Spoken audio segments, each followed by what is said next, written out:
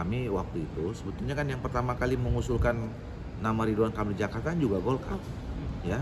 Dalam surat penugasan kemarin, surat tugas yang kami kasih ke Ridwan Kamil itu kan 2 waktu itu di bulan November.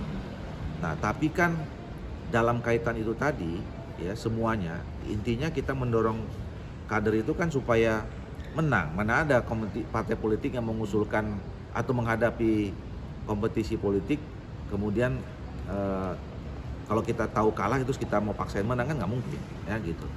Nah, dan itu bisa kita ketahui kalau kita membangun komunikasi dengan masyarakat, dengan rakyat. Dan diujinya melalui apa ya? Melalui hasil survei. Nah, makanya waktu itu setelah dikasih surat tugas, kita cek dong di lapangan. Antara kan kita kasih surat tugas 2 di Jawa Barat sama Jakarta. Dua-duanya kita cek. Nah, per hari ini ya kalau kemarin kita cek memang waktu setelah Pilpres ya waktu itu kan mungkin ya Ridwan Kamil bersedia karena waktu itu berasumsi bahwa Pak Anies Baswedan tidak akan maju lagi karena sudah jadi calon presiden gitu ya. Nah, kita juga kan sampai sekarang belum tahu apakah Pak Anies Baswedan memang mau turun kelas jadi calon presiden menjadi calon gubernur kan gitu kan kembali gitu. Nah, makanya waktu itu Ridwan Kamil juga ya sudah prestasi yang sudah dia raih di Jawa Barat ya rasa-rasanya kayaknya apa yang saya lakukan di Jawa Barat baik yang selama ini di Jawa Barat itu bisa juga lah kemudian kita coba di Jakarta. Nah, makanya waktu itu begitu dibuat apa namanya bukan dia buat atribut penduet Jakarta itu kan ada kejutan juga ya kan membuat hentakan juga sehingga waktu itu elektabilitasnya ya paling tinggi yang mana yang lain gitu. Nah, tapi begitu sudah mulai ada yang mencalonkan Pak Anies Baswedan lagi, kemudian juga ada dimasukkan nama-nama seperti Basuki Cahayapurnama gitu ya. Ternyata elektabilitasnya sekarang masih jauh lebih tinggi di Jawa Barat, jauh dibandingkan dengan di Jakarta ya. Di sana approval ratingnya sangat spektakuler di Jawa Barat itu. Elektabilitasnya paling tinggi dibandingkan dengan yang jauh dari kader yang lain. Nah, wajar saja kalau di kalau di Jakarta karena pertama ya kan punya pengalaman apa namanya? Punya pengalaman di Jakarta kan memang belum pernah. Kalau Pak Anies kan udah jadi pernah gubernur, Pak Basuki Cahayapurnama juga gubernur gitu. Nah, makanya kita sampai sekarang ini belum memutuskan apa-apa. Waktunya masih cukup, makanya lah kesepakatan antara Pak Erlangga dengan pimpinan partai politik yang lain.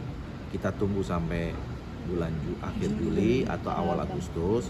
Ya kita lihat kan mungkin ada beberapa survei ya. Mana tahu nanti gerakan yang dilakukan oleh Pak Ridwan Kamil misalnya di Jakarta menambah keterimaan masyarakat Jakarta kan kita nggak tahu apa yang terjadi seminggu, 2 minggu, 3 minggu atau 2 bulan yang akan datang. Golkar juga bilang kalau RK itu surveinya kalau di Jakarta itu merosot. Kan yang ditanya tadi barusan lu gue jawab. Merosot sejak ada muncul juga nama Pak Ahok dan Pak Anies gitu maju gitu. Nah, kalau Gerindra itu karena surveinya seperti apa ya? Saya ini kan ahlinya Jakarta lah, ya istilahnya. Saya 2 kali pilgub, ya DKI tim saya menang. Saya pileg 2 kali menang.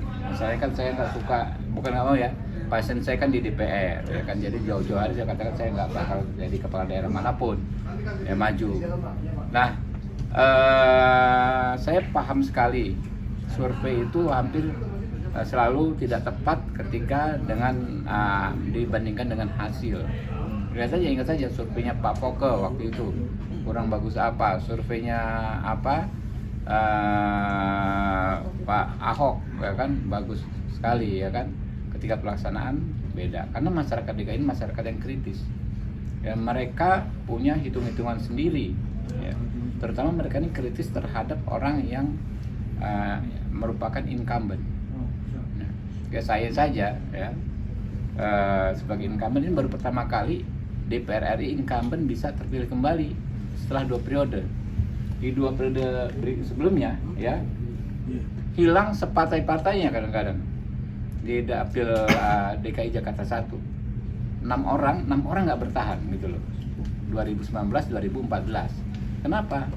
Jadi rakyat DKI ini sangat kritis terhadap incumbent. Begitu juga incumbent Pak Fauzi Bowo, incumbent Pak Ahok kan dikategorikan incumbent. Ya, Pak Anies ini juga menjadi pertanyaan. Karena itu Ridwan Kamil adalah sosok baru di Jakarta dalam konteks elektoral, walaupun masyarakat secara nasional sudah mengenal beliau.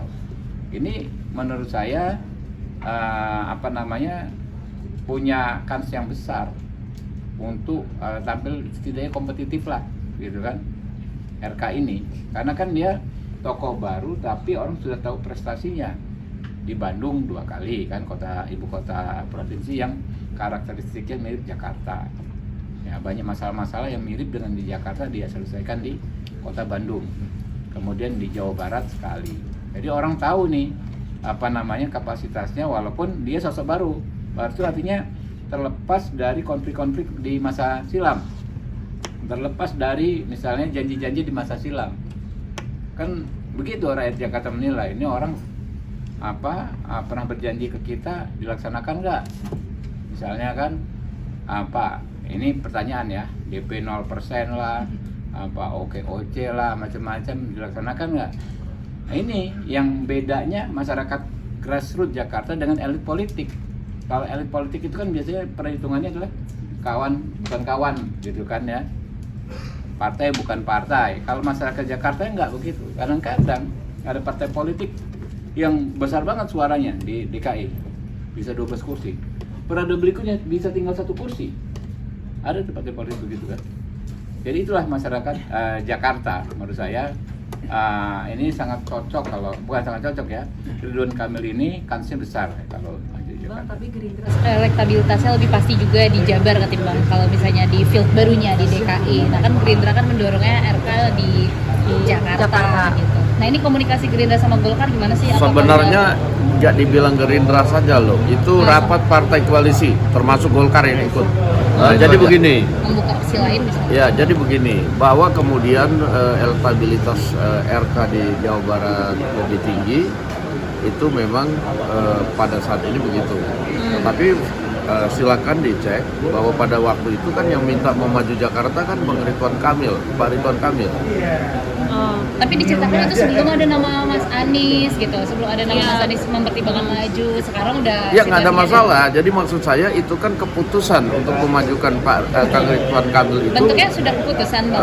Keputusan untuk memajukan Bang Ridwan Kamil pada waktu itu adalah pembicaraan rapat koalisi, termasuk ada Golkar. Nah, bahwa kemudian ada hal-hal yang mesti dipertimbangkan, ya ini namanya dinamika yang mungkin